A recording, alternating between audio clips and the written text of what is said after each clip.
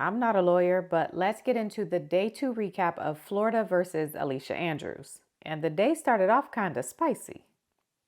The judge kicks the day off telling the attorneys that she recently learned that Alicia's defense team did some interviews right before the trial started. The next thing I want to discuss, it was brought to my attention, I don't know if it's accurate or not, that Fox 13 is going to be airing an interview with defense counsel today. Is that accurate? I don't know what Fox 13 is doing. If you're asking whether we did an interview with them this week, yesterday, we haven't. Okay. I don't know what interview they would be airing today. If it's not the same one they continuously air. Okay. And you were interviewed by a reporter at Fox 13 at some point? Yes. Okay. Did they tell you that they were going to air it during the trial? They didn't say when they would, but they said if they did, they would probably air it that Friday, so that would have been the same week before trial. So I don't know. I don't know if it's airing tonight. I have no idea what's going on. I just heard that anecdotally. So prosecutors then say that they've heard about other interviews that Alicia's team has done, and so they're requesting a gag order. Judge, if I can make an ordinance motion at this point, because this is kind of getting out of control. We're aware of all kinds of interviews that counsel has given now to podcasts, and now you're telling me about this Fox 13 thing, which I didn't even know about that. well, again, I don't know if it's accurate. I No, just that's heard fine. through the grapevine that it was going to air today. Counsel's representations to the court this morning, I would ask for a gag order on all parties as far as any interviews with the media going forward until this trial is over. Alicia's team expressed that they would object and respond to a gag order motion. Your Honor, we, obviously reserve the right to respond appropriately with any support. Sure. Absolutely. But ultimately, the judge ruled that she will put a gag order in place, at least temporarily, because this is something she's actually never experienced before. So at this point, I'm going to temporarily grant the state's tennis motion. I'm going to do some more research on this just because I've never had the issue arise ever in 23 years. And then, but for the time being, no one's going to be talking to the media about this case. Okay, we're in the middle of trial. Completely unrelated, I interviewed some attorneys, and that interview is available right now on my YouTube page. The attorneys then move on to making arguments about some text messages that Alicia sent in 2021 about Julio Fulio. The defense says the text messages are irrelevant because they were sent 3 years before the incident happened, and they say it doesn't prove or disprove that Alicia knew what was going to happen on June 23, 2024. The prosecutors, on the other hand, argue that the messages are relevant because they show that Alicia knew who Julio Fulio was, and according to them, it contradicts what she said in her police interview, where they say she told them that she didn't know anything about gang culture or the Jacksonville gang beef. So after hearing both sides, the judge rules that the text messages can come in, and then prosecutors call one of Alicia's best friends to the stand to read them. Do you know a person by the name of Alicia Andrews? Yes, I do. She's one of my bestest friends. Did Alicia Andrews ever mention to you that Isaiah Chance was in a gang? She mentioned that there were rumors that he was in a gang. And when did she mention that? When was that conversation? Was that before June of 2024? It was before June of 2024, but I can't give you a specific date. And then they get to the messages. They're a bit long, so try to pay attention. At the top where it says January 19th of 2021, where the defendant, Ms. Andrews, is saying or texting you in a message, but if you think about it, everybody dissing everybody, what does PPL mean? That's abbreviation for people. And then it says from out east. That's a hood in Jacksonville. Okay. And it says out east diss, they side, so, and then OFC, do you know what that means? Of course. They gone say some, but it don't even be, what is this? Girl, you are making it really hard to follow what's going on. She's referring to Lil Papa. He's a rapper. And then it says, like that, F.R. Fulio. Be the one talking, then all the little N-I-G-G-A-S come, and the other extra ass people. Is that correct? Yes. Okay, and then can you read what your response is to that? Everybody be dissing. That's how SB when them in choose to live like that. So that's what come with that lifestyle. It's sad, but it ain't gonna stop. Like famous people do it too. Look at Dirk. He always talking about Tuka. Like it's always gonna be like that. Not Dirk catching strays. I said she got a point, but the S gonna continue because they keep killing each other. And what are you referring to when you say they keep killing each other? Everybody that was involved at the time of 2021, it was a lot of people dying, 2020, 2021. And are you talking about between those rival groups, 1200, ATK, and 6 Block? Yes. And then the defendant then texts back to you, and this is January 21st of 2021, 8:39 a.m. Girl, I don't like Fulio, LMFAOOO, ugly ass. He need to die. And SHID, that was will friend, and then FUCK, that code, and SHIT, bitch, he shot me and my friend died, question mark, question mark, question mark. Yeah, I'm pointing out who did it. What's she saying there? Well, she's referring to somebody that had just died that we know.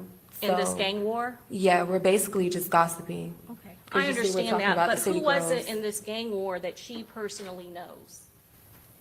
Personally, Yes, you're saying that you're talking about a friend that just died. Who's Will, that was the only person that we both know. Will at Rains High School, is that, or who else? That's it. Okay, all right. And then what did you say in response? I can't stand him either. He's green SF and OMG. He killed Will friend. Nah, I would have slid. Cause he all on Instagram clowning his A. I would have dropped that bag on his BA head or came for one of his homeboys. Shit, somebody gotta die. Let's go back to this when she texted you. Bitch, hold on, because I think Fulio talking about Therese and his friends, LMAOOO. I do not like him. What's she talking about in this particular sentence Fulio was talking about Therese on social media. on social media? And then she responds back, right, and he's starting to realize, but first time I saw him, that shit clicked on him. When Fulio called, we all in the garage, he talking about NIGGA, always want me to ride with him when he down here, so I can be the one die, not him. I ain't no bodyguard, I was dying. What's she saying when she says that? I believe she's referencing to what Therese told her about him and how he felt about Fulio. Okay, so she's not saying that she's ever met Fulio. Who's she referring to when she says he always wants me to ride with him? Well, she was dating Therese at the time, so I'm pretty sure that phone call happened while she was with Therese, Okay. and she overheard the conversation. And how does Therese know Fulio? They used to be in the same group, and then they split up. 6 Block. So I guess you can say that, yeah, he was 6 Block side. And then it was time for cross-examination, and Alicia's attorney starts off highlighting the date that these messages were sent. What's the date on the message? 2021. January 2021? Yes, sir. Alicia's still in high school? Yes, sir. She's 17 years old? Yes, sir. This is almost 5 years ago. Yes, sir. When you and Alicia are texting back and forth, does this have anything to do with Alicia wanting to kill Julio Fulio? No. Did you ever want Julio Fulio to die? No. Even though you emphasized the message there, did you want Julio Fulio to die?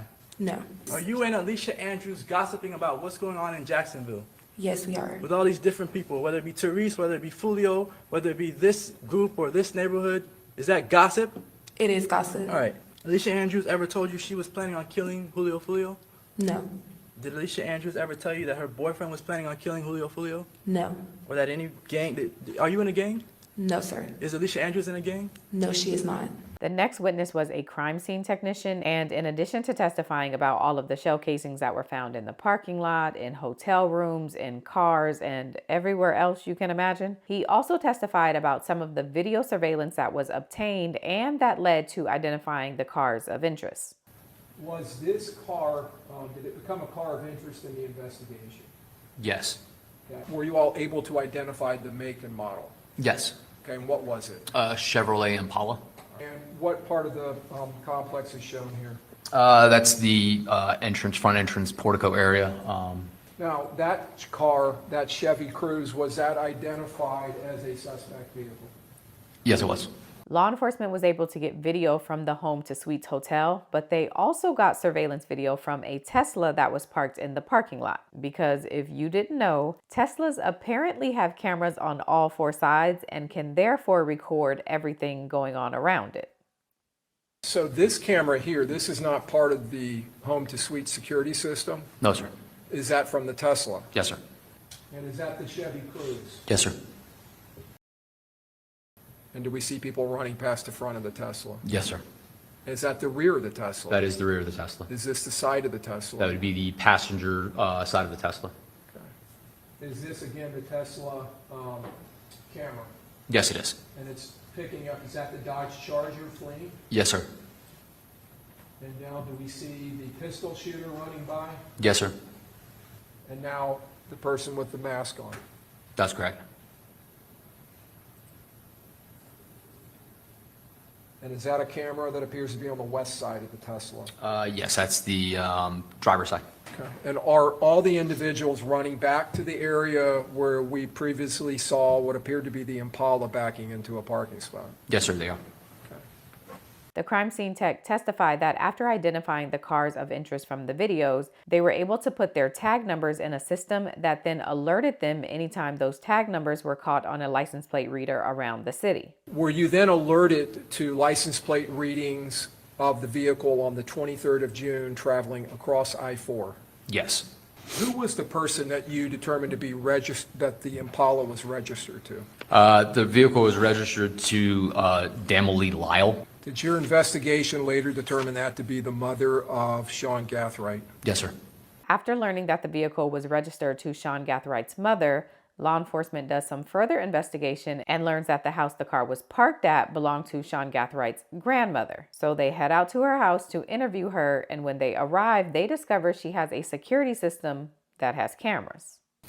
Yes, we were able to see what appeared to be 2 external cameras on the front of the residence. Yeah, she had her system was basically wired into her television in the living room, so she allowed us to go inside of her house with her and pull up the video and view the video from her television screen.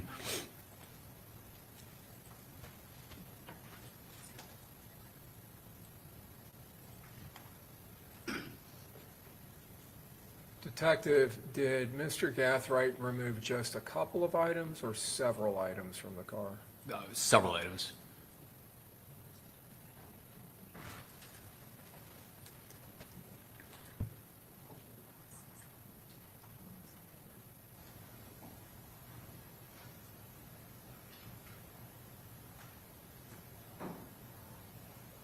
Detective, did it appear that at some point he obtained a towel and started wiping the car down? Yes, it did.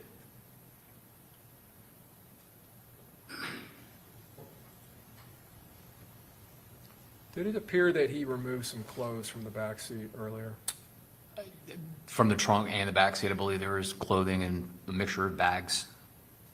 After wiping down the Impala, Sean Gathright then pulls a Toyota 4Runner out of the garage and then leaves his Impala at his grandmother's house, and he takes the 4Runner. Once officers learn this, they then notify their team to tell them to be on the lookout for Sean Gathright in a 4Runner instead of the Impala, and he was then found and arrested that same day. And were you notified when you arrived or before you went up there that Mr. Gathright had been arrested in that vehicle? That's correct. Who is that? Sean Gathright. Your Honor, we would tender states 36B for admission. Yes, that's Sean Gathright. Same person. Yes, sir. Now, on cross-examination, Alicia's attorney points out that this officer was not the lead investigator of this case and really has no information regarding Alicia's alleged involvement in this case. This is Detective Ramos's investigation, correct? He is the lead investigator, yes, sir. All right. You were just assisting Detective Ramos. That's correct. Did you do any investigation as to whether Alicia Andrews was involved in the murder? No. All right. So you don't know whether she intended to kill Charles Jones? No, sir. All right. You don't know whether Is that his phone? Alicia Andrews conspired with Sean Gathright to do anything? No. You don't know whether Alicia Andrews even knew Sean Gathright? No.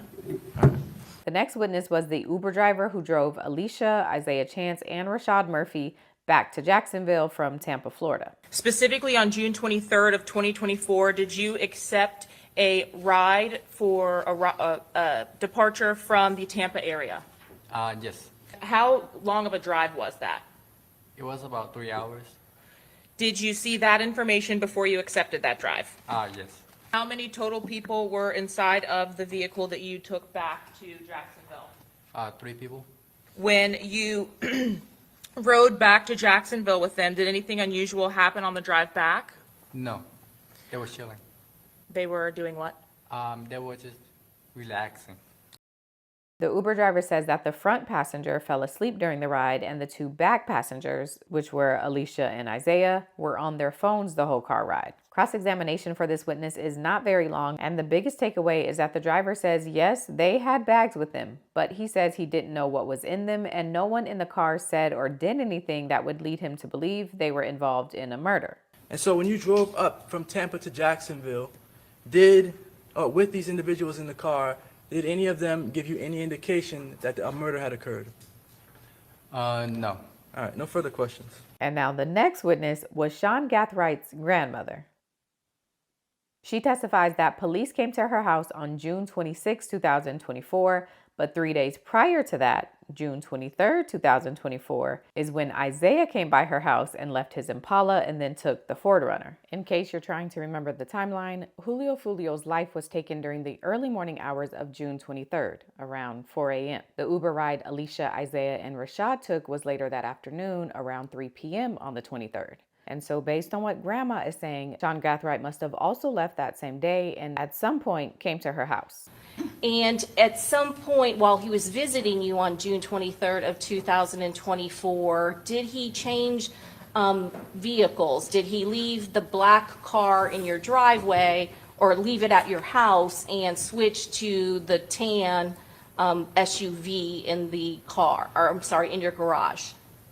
Yes, after I gave him permission to do it.